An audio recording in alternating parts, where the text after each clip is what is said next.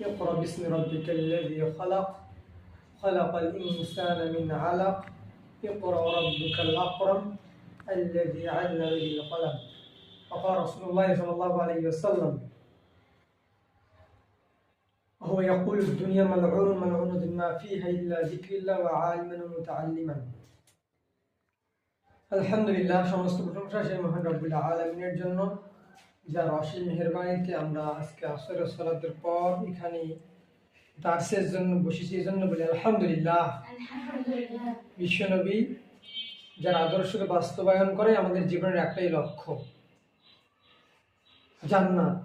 তার জন্য দরুদ সালাম বর্ষিত হোক সবিতা সাল্লাল্লাহু আলাইহি ওয়াসাল্লাম।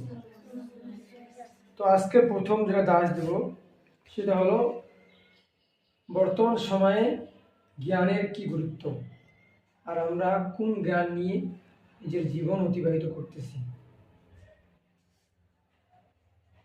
জ্ঞান এমন একটা জিনিস যেটার মাধ্যমে আল্লাহকে চেনা যায়, কিন্তু মানুষ এমন হয়ে গেছে যে যেই জ্ঞান দিয়ে আল্লাহকে চেনা যায় না, সেই জ্ঞানের জন্য আমরা পাগল হয়ে গেছি। তাহলে প্রকৃত জ্ঞান কোনটা? আল্লাহ বলছেন যে ফাআলাম আন্নাহু লা ইলাহা ইল্লাল্লাহ।